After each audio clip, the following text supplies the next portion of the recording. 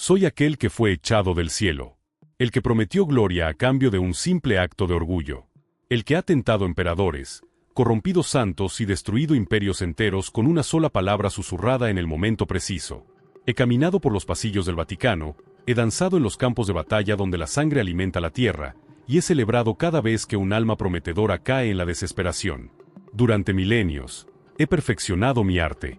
Conozco cada debilidad humana como un maestro conoce su instrumento. La vanidad de los poderosos, la lujuria de los piadosos, la codicia de los generosos, la duda de los creyentes. Soy el arquitecto de la caída, el especialista en transformar luz en oscuridad.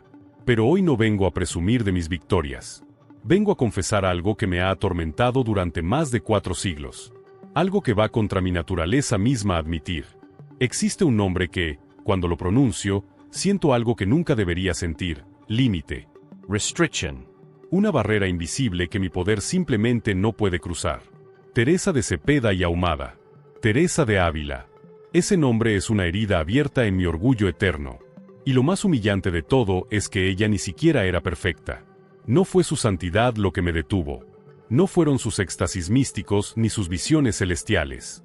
Fue algo mucho más peligroso. Algo que cada uno de ustedes que me escucha ahora podría desarrollar si supiera el secreto. ¿Quieres saber qué puede hacer temer al que no conoce el miedo? ¿Quieres descubrir el arma que una monja del siglo XVI forjó y que todavía hoy me obliga a mantener distancia?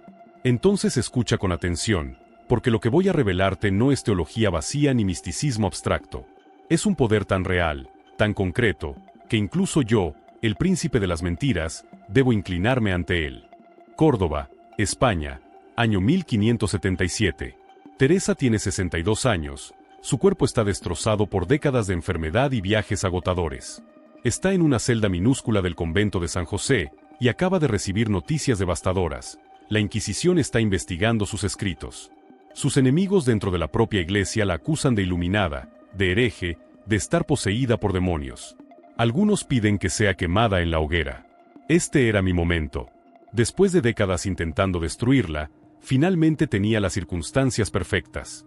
Una mujer anciana, enferma, traicionada por aquellos que debían protegerla, enfrentando la posibilidad de morir en las llamas de la Inquisición. Cualquier otro ser humano habría caído en desesperación, habría maldecido a Dios, habría renunciado. ¿Sabes qué hizo Teresa? Tomó su pluma y escribió: que digan lo que quieran. Yo sé quién soy y sé de quién soy. Luego se puso a hacer calcetines para las monjas mientras canturreaba una melodía. Se rió. En medio de mi ataque más elaborado, la mujer se rió y siguió trabajando. Entiende esto, yo no pierdo. He tentado a papas y los he visto caer. He corrompido a místicos y los he llevado al suicidio. He destruido movimientos religiosos enteros desde dentro.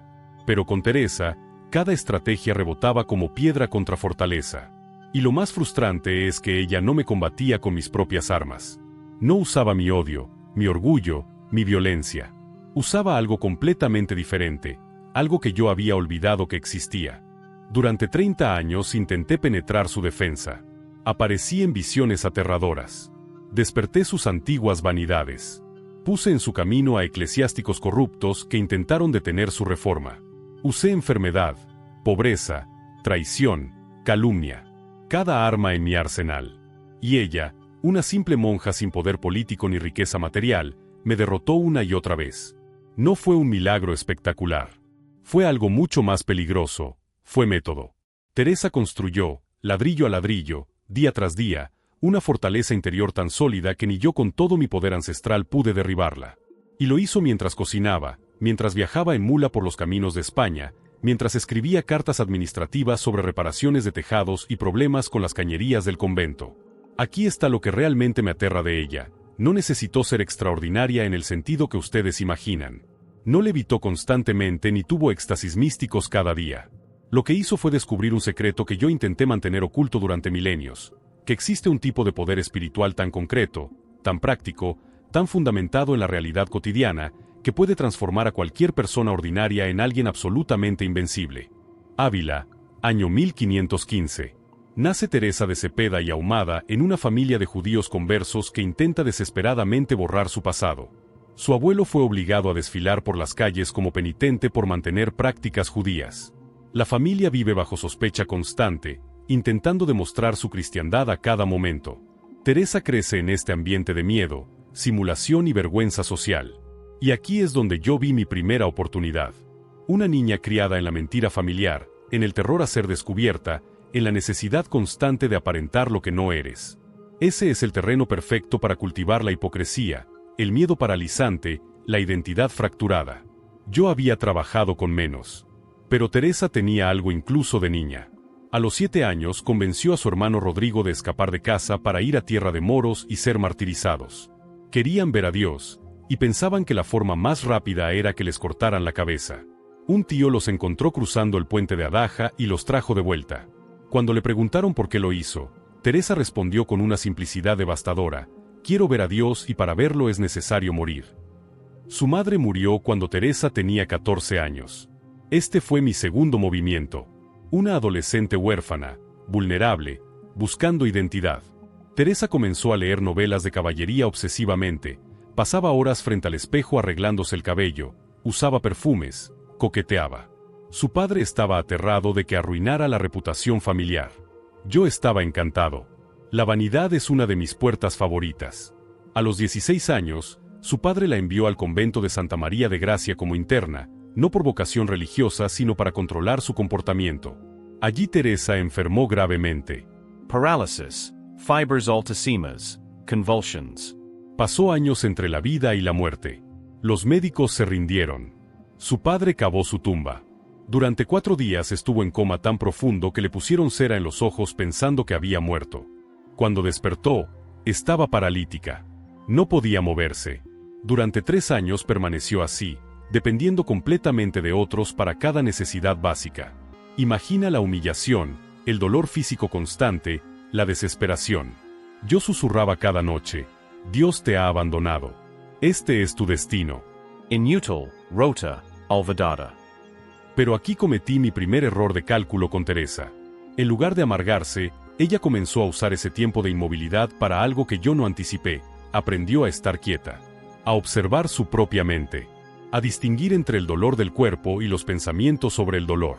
Estaba, sin saberlo, construyendo las primeras habitaciones de su castillo interior. Cuando finalmente pudo caminar de nuevo, lo hizo arrastrándose a gatas hasta la ermita de San José para agradecer. No maldijo su sufrimiento, lo convirtió en fundamento. Y ahí supe que esta mujer no sería como las demás. Año 1537. Teresa toma los hábitos en el monasterio de la Encarnación en Ávila. Tiene 22 años y acaba de hacer los votos más importantes de su vida: pobreza, castidad y obediencia. Para mí, estos votos siempre han sido oportunidades disfrazadas.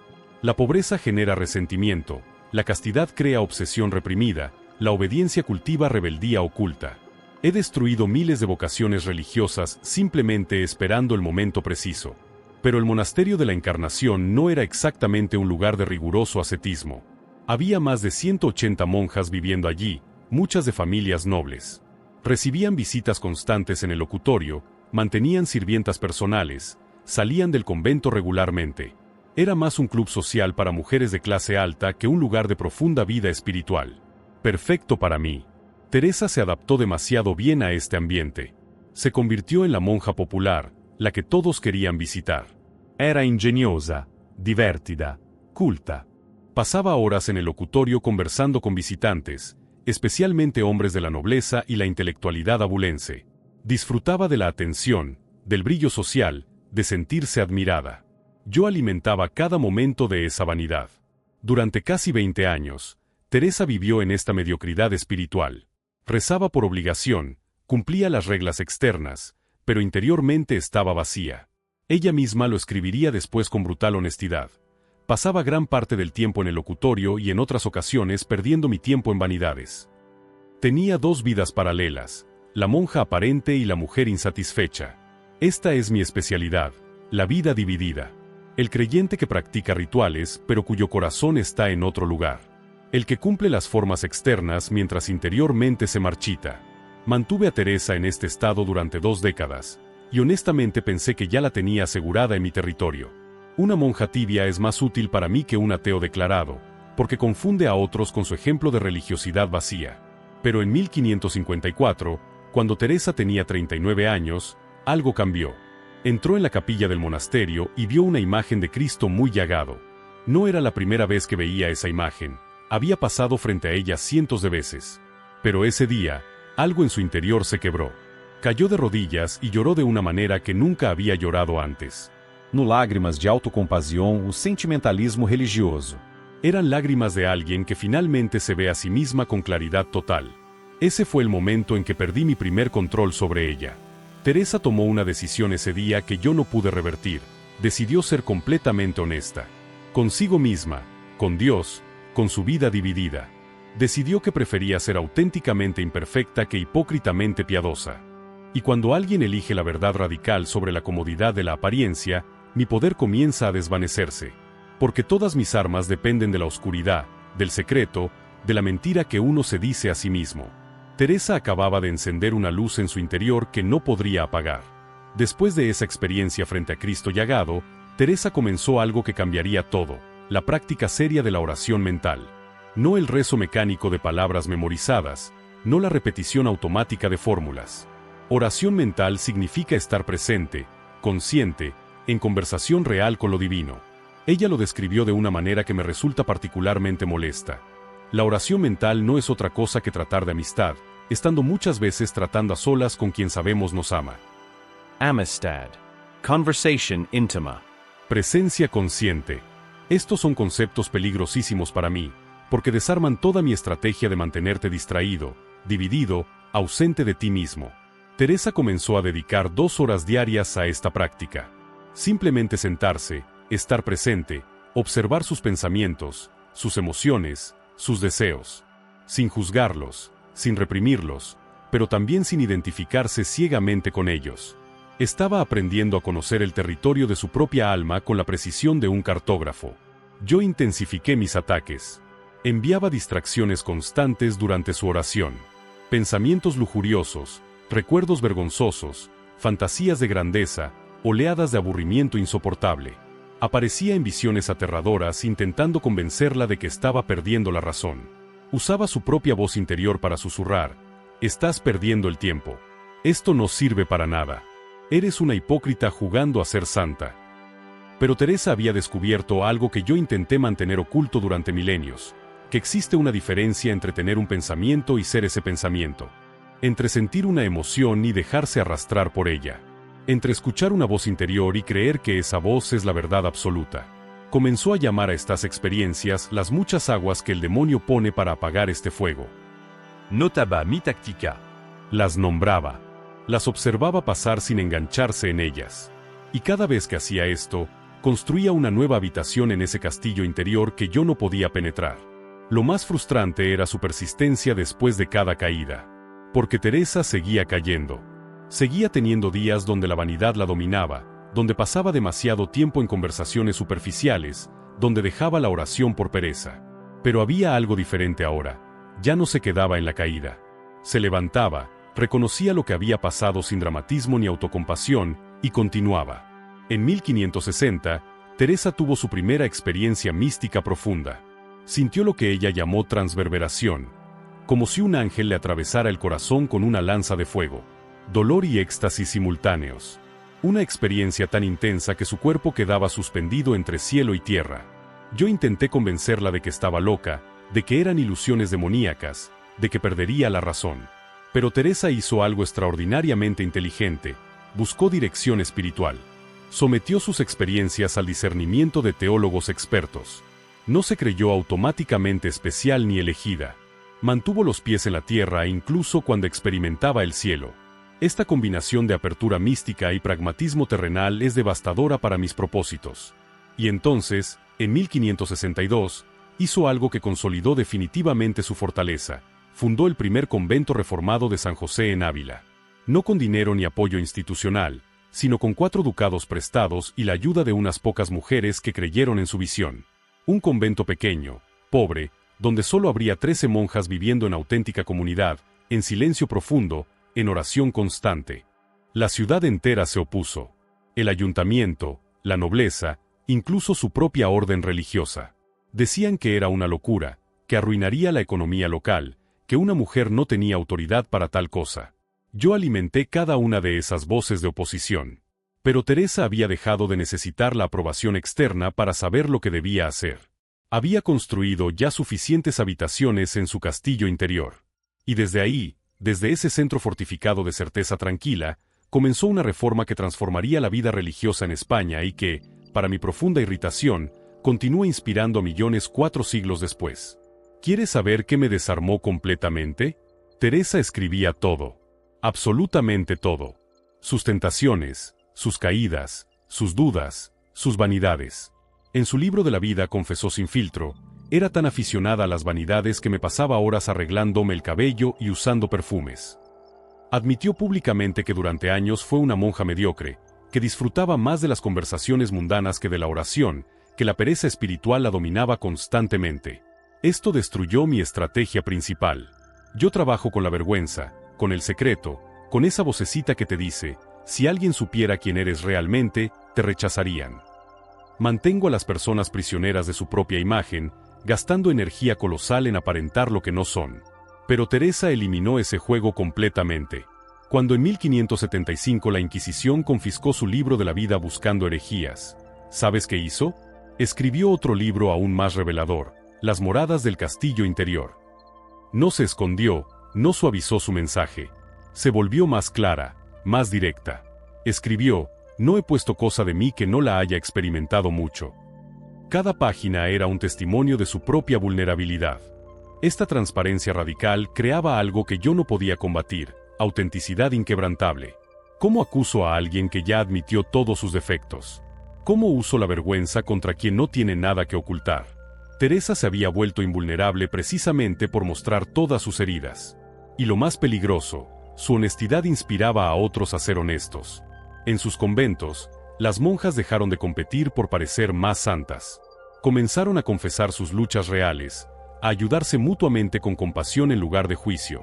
Yo perdía poder sobre comunidades enteras porque habían aprendido su secreto. La luz desinfecta lo que la oscuridad pudre. Año 1577. Teresa viajaba de Toledo a Ávila en pleno invierno. Su carruaje volcó en un río helado. Ella cayó al agua lodosa, empapada, golpeada, con 62 años y su cuerpo ya destruido por décadas de enfermedad. Mientras intentaba salir del barro, oró, Señor, si así tratas a tus amigos, no me extraña que tengas tan pocos. Y se rió. En medio del desastre, la mujer se rió de la situación y de sí misma. Esta capacidad suya de encontrar humor en las circunstancias más adversas era absolutamente frustrante para mí. Yo había diseñado esa calamidad perfectamente: frío, dolor, humillación, retraso en su misión. Debería haberla hundido en autocompasión o resentimiento contra Dios. Pero ella convirtió el momento en una anécdota graciosa que contaría después a sus monjas. Hay registros históricos de que cuando yo aparecía en visiones intentando aterrorizarla, Teresa reaccionaba con burla. Una vez me arrojó agua bendita mientras decía, «Tú otra vez aquí, qué pesado eres». No con odio solemne ni terror religioso, con fastidio y algo de humor, como quien espanta a una mosca molesta. Me trataba como una inconveniencia menor, no como el gran adversario cósmico que soy. En sus cartas a las prioras de sus conventos escribía cosas como, «Líbrenos Dios de gente melancólica y de mucha oración». Ella, la gran mística, advirtiendo contra la solemnidad religiosa excesiva, escribió, «Un santo triste es un triste santo». Prefería monjas alegres y humanamente imperfectas que monjas solemnes y espiritualmente orgullosas. Este humor no era superficialidad ni escapismo. Era una forma profunda de libertad interior. Teresa había entendido algo devastador para mis planes, que quien puede reír de sus propias miserias ya no puede ser esclavizado por ellas. La risa era su forma de mantener perspectiva, de recordar que incluso los problemas más grandes son temporales, de no tomarse a sí misma tan en serio que olvidara tomar en serio a Dios. Intenté usar esto contra ella. Hice que eclesiásticos severos la acusaran de frivolidad, de falta de reverencia apropiada. Pero ella respondió simplemente, «Dios me libre de santos sombríos». Y continuó siendo exactamente quien era, profundamente espiritual y deliciosamente humana al mismo tiempo. Entre 1567 y 1582, Teresa fundó 17 monasterios reformados por toda España. Diocesiate. Una mujer enferma, sin recursos económicos propios, sin poder político, en una época donde las mujeres no tenían autoridad legal ni social. Viajaba en mula o en carretas destartaladas por caminos peligrosos, Dormía en posadas infestadas de pulgas, comía lo que encontraba, negociaba con nobles y obispos, supervisaba construcciones, escribía constituciones monásticas. Cada fundación enfrentaba oposición feroz. En Medina del Campo, llegó a medianoche y tuvo que limpiar un edificio abandonado lleno de estiércol para poder celebrar la primera misa al amanecer. En Sevilla, la casa que había comprado resultó estar inundada y las monjas se enfermaron gravemente. En Burgos, las autoridades eclesiásticas bloquearon la fundación durante meses. Yo orquestaba cada obstáculo, cada traición, cada revés. ¿Y qué hacía Teresa? Continuaba. Simplemente continuaba. Escribió, la determinada determinación de no parar hasta llegar a él. No determinación emocional que fluctúa con los sentimientos, sino determinación de voluntad que persiste independientemente de las circunstancias. Había decidido, y cuando alguien realmente decide con todo su ser, mi poder se diluye dramáticamente. Su determinación no era terquedad ciega ni fanatismo. Era claridad de propósito mantenida a través del tiempo. Sabía exactamente qué estaba construyendo y por qué importaba. Escribía en sus constituciones detalles prácticos: cuántas monjas por convento, cómo administrar los recursos, cómo mantener el equilibrio entre oración y trabajo. No era una soñadora abstracta, era una constructora metódica de una visión concreta. Cuando el nuncio papal Sega la llamó fémina inquieta y andariega, desobediente y contumaz, ella no se detuvo a defenderse. Escribió, que digan lo que quieran, y continuó su trabajo. Había aprendido que la opinión externa, favorable o adversa, no debía desviarla de lo que sabía que debía hacer. Esta independencia interior era inatacable. Lo que más me frustraba era que su determinación contagiaba a otros. Mujeres de familias nobles renunciaban a sus privilegios para unirse a sus conventos reformados. Hombres poderosos como Juan de la Cruz abandonaban posiciones cómodas para apoyar la reforma. Su certeza tranquila generaba certeza en otros. Era como una llama que encendía otras llamas, y cada nuevo fuego reducía mi territorio de influencia. En 1577, mientras la Inquisición investigaba sus escritos y sus enemigos conspiraban para destruir su reforma, Teresa escribió su obra maestra, El Castillo Interior o las Moradas. No era teología abstracta ni especulación mística. Era un mapa detallado del alma humana, dibujado desde la experiencia directa de quien había explorado cada rincón de su propio interior. Imaginó el alma como un castillo de diamante con 7 moradas concéntricas. En las moradas exteriores habitan quienes viven distraídos, dominados por preocupaciones mundanas, apenas conscientes de su propia profundidad. Yo reino cómodamente en esos espacios exteriores, manteniendo a las personas ocupadas, ansiosas, identificadas con cada pensamiento y emoción pasajera. Pero Teresa había aprendido a moverse hacia las moradas interiores. La tercera morada es donde uno desarrolla disciplina espiritual básica, pero aún puede ser derrotado por el apego a las cosas externas. La cuarta morada es donde comienza la verdadera oración contemplativa, donde la voluntad humana empieza a unirse con la voluntad divina. Aquí mi poder disminuye significativamente. Las moradas quinta, sexta y séptima son territorios donde prácticamente pierdo acceso. Son espacios de unión mística, de transformación profunda, de certeza inquebrantable. Teresa describió estas experiencias con precisión técnica. El alma queda hecha otra, queda con tan grandes deseos de gozar del esposo que se le hace penosa la vida. Lo más peligroso de este mapa no era su descripción del cielo místico, sino su práctica terrenalidad. Teresa advertía constantemente, es menester que vaya fundado en humildad. Nada de saltar directamente a experiencias extraordinarias ignorando el trabajo básico del autoconocimiento. Nada de buscar éxtasis como escape de las responsabilidades cotidianas. Escribió, no está la cosa en pensar mucho sino en amar mucho. Y ese amor se demostraba en acciones concretas. Marta y María han de andar juntas. La mística más elevada debía traducirse en servicio práctico, en atención cuidadosa a las necesidades del prójimo, en trabajo bien hecho incluso en las tareas más humildes. Teresa conocía su propio castillo interior mejor que yo. Había cartografiado cada habitación, identificado cada pasadizo secreto, fortificado cada entrada vulnerable. Y desde ese centro inexpugnable de su séptima morada, donde habitaba en unión constante con lo divino, ninguno de mis ataques externos podía realmente tocarla. Podía crear circunstancias adversas a su alrededor, pero ya no podía invadirla desde dentro. Este es el secreto que más me aterra compartir contigo, que tú también tienes ese castillo, que puedes aprender a habitarlo, a conocerlo, a fortificarlo. que existe un centro en ti que yo no puedo alcanzar si tú decides construir las defensas apropiadas. Teresa no era especial por tener ese castillo. Era especial por haber tomado la decisión de explorarlo, habitarlo y defenderlo con determinación inquebrantable. Déjame decirte lo que realmente me derrotó en Teresa de Ávila. No fue su perfección, porque ella nunca fue perfecta. Cayó miles de veces durante su vida. Tuvo días de vanidad, momentos de impaciencia, periodos donde la pereza espiritual la dominaba completamente. Lo que me venció fue algo mucho más simple y devastador: ella se levantaba. Cada vez. Sin dramatismo, sin autocompasión paralizante, sin esa culpa enfermiza que yo uso para mantener a las personas encadenadas a sus errores. Se levantaba, reconocía lo sucedido con honestidad brutal, y continuaba. Tampoco fueron sus éxtasis místicos lo que me obligó a retroceder. He visto miles de experiencias místicas, y muchas las he falsificado yo mismo para llevar personas hacia el orgullo espiritual o la búsqueda obsesiva de sensaciones extraordinarias.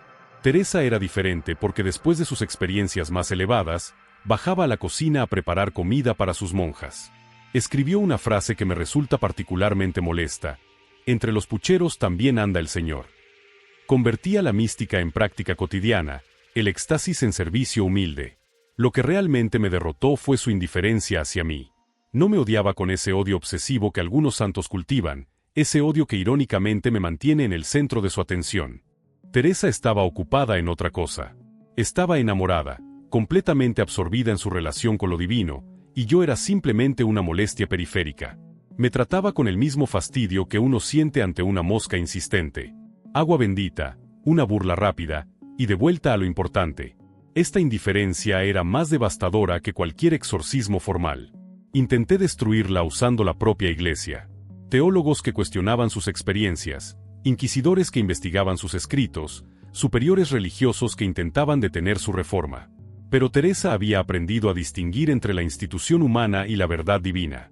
Obedecía cuando debía obedecer, resistía cuando debía resistir, y siempre con esa claridad tranquila de quien conoce la diferencia entre autoridad legítima y abuso de poder. El 4 de octubre de 1582, Teresa murió en Alba de Tormes. Tenía 67 años. Su cuerpo estaba destrozado después de décadas de viajes agotadores y enfermedades crónicas. Sus últimas palabras fueron: al fin muero hija de la Iglesia. No pronunció discursos grandiosos sobre sus logros ni hizo profecías dramáticas. Simplemente reconoció su identidad fundamental y se entregó a lo que viene después. Yo esperaba al menos el regalo de verla dudar en ese último momento. Un instante de miedo, de preguntarse si todo había valido la pena, de cuestionar si realmente había algo al otro lado. Pero ella murió exactamente como vivió, con esa determinación tranquila que me había derrotado durante 30 años. Sin darme la satisfacción de su miedo, sin concederme ese último triunfo de la duda paralizante. Dejó 17 monasterios reformados funcionando. Miles de páginas escritas que continúan instruyendo a personas 4 siglos después. Una metodología espiritual tan sólida, tan práctica, tan enraizada en la experiencia real que sigue siendo relevante en tu mundo tecnológico y secular. Y lo más humillante para mí, fue declarada doctora de la Iglesia en 1970. La primera mujer en recibir ese título. Una monja que yo consideré vulnerable, que ataqué durante décadas, terminó enseñando teología a papas y cardenales. Respeto lo que no puedo destruir. Y Teresa se construyó a sí misma, día tras día, decisión tras decisión, en algo absolutamente indestructible. No porque fuera invulnerable a mis ataques externos, sino porque había fortificado algo en su interior que ningún poder externo podía alcanzar. Ese es mi confesión. Ese es mi límite. Y ese es el poder que ella descubrió y que tú también podrías desarrollar si supieras lo que realmente importa.